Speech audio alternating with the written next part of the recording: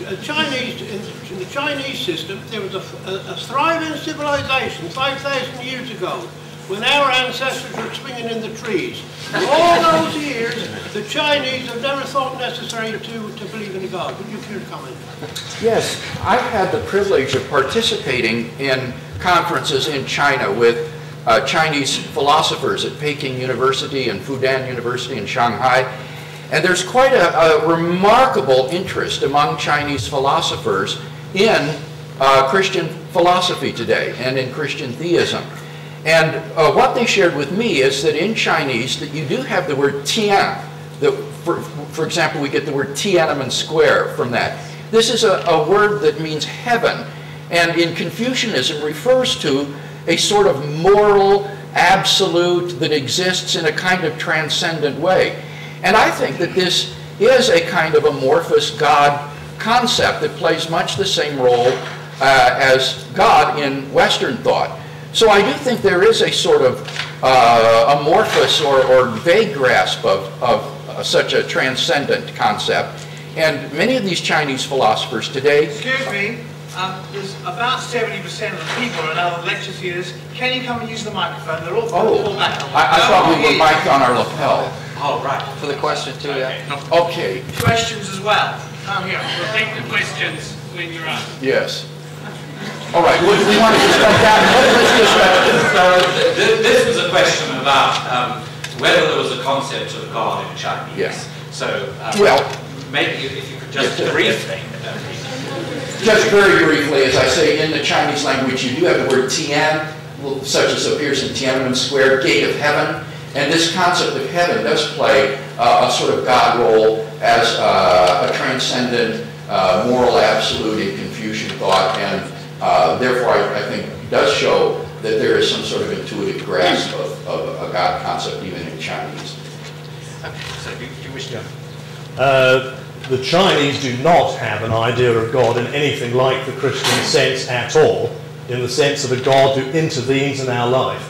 Confucius was quite clear about this, that the beginning of wisdom is establishing a distance from that sort of spirit idea. Confucianism is a humanistic system of belief that is quite agnostic with respect to God in any Christian sense. Okay. So, do we have a question now for Dr. Cooke? Yes, at the back. Yes. My question is, you spoke in your summation of finding a purpose and meaning of life under this canopy of life. What is the purpose and meaning under your view of life? Okay, so the question to Dr. Cooke is, he spoke of purpose or meaning, finding purpose or meaning in life and doing so without God. What, in his understanding, is that purpose or meaning?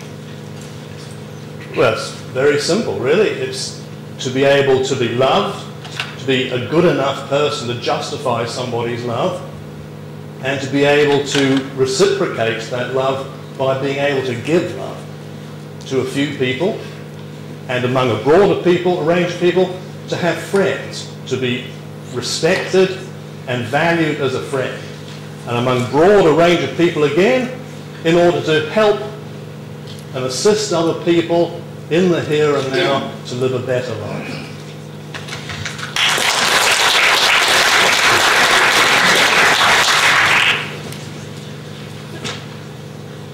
I think this is a profound question that we all ask about the meaning and purpose in life. And I would say on an atheistic view, there is no objective purpose in life. There is no reason for which we exist. Death marks the end of all the life we will ever know, and indeed the entire universe is doomed to destruction in the heat death of the universe. There will be no light, there will be no heat, there will be no life, just the endless carcasses of dead stars and galaxies expanding into the infinite blackness.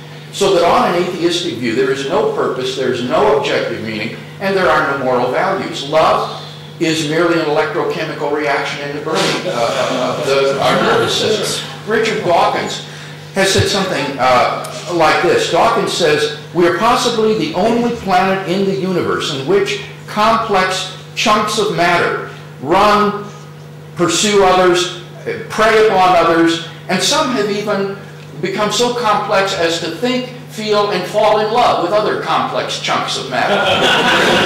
That's all love is on an atheistic view, just an electrochemical reaction determined by the brain. It has no moral or ethical significance at all.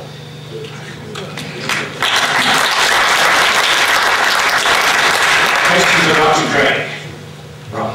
Yes, this is with respect to the fine-tuning argument. And I'd like to put a question to you. What is the probability that I am sitting behind a person with the Russian word dom written on the back of their shirt? Is it high or low? What is the probability that I'm sitting behind a person with I think I have to repeat it rather actually. So this is a question that relates to the use of the fine-tuning argument in Dr. Craig's presentation. And Robert would like him to answer the question, and no doubt there'll have to be a follow-up to this. What is the probability that I am sitting in front of a person who has the Russian word dom on the back of his jacket? Dr. Craig. Yes, clearly those probabilities are virtually infinitesimal. It's very, very insignificant.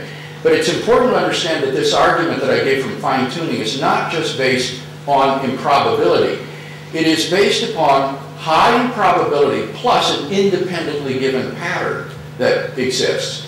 So, for example, in dealing a hand of cards, say playing bridge, any hand that's dealt is equally improbable, right?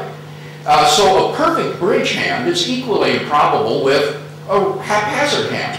Nevertheless, if you were playing bridge and every time you dealt, you arrived with a perfect bridge hand, your opponents would obviously suspect that this is a result of design, not simply haphazard chance. What is the difference? The difference is that in the one case you have not simply high improbability, but you also have an independently given pattern. And it's this marriage, I think, that helps to tip us off to design. It is complexity, not just improbability, is complexity, which is more than just random improbability. Yes, but in response, the complexity itself is even more improbable, yet nonetheless it's actual that I'm behind a person and the situation I've described is highly improbable, but it is actual.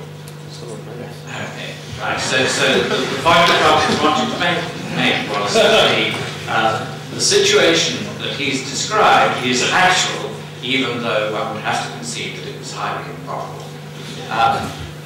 Do you want to? No. This particular debate is very much among professional philosophers. Okay, now a question for Dr. Cooke. Could I use the microphone, or should yes, it would be a great pleasure. Okay, Bill, I just wanted to ask you, and forgive me for the simplicity of the question, but you mentioned about loving one another, and as fellow mankind and just human beings, we have all fallen short in showing love for one another in many different ways, in acts and also much in our thoughts. And the Bible says that God sent Jesus into the world and that he poured out his blood for our sin. And my question is, how shall we escape if we reject so great a salvation as that?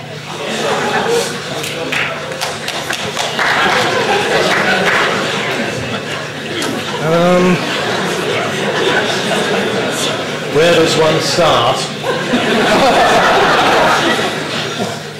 It requires one to believe that that's what the case of Jesus is.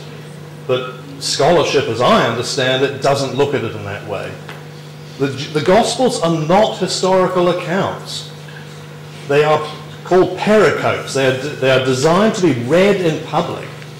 They were written decades after Jesus' death, and each one, the mythological accretions in them grows. From Mark, the earliest, where Jesus is born and has brothers and sisters, to Matthew and Luke, where he has a virgin birth, to John, where he's the Word made flesh. They get progressively more mythological as they go on. And Rabbi Yeshua, to use his proper title and proper name, gets transmogrified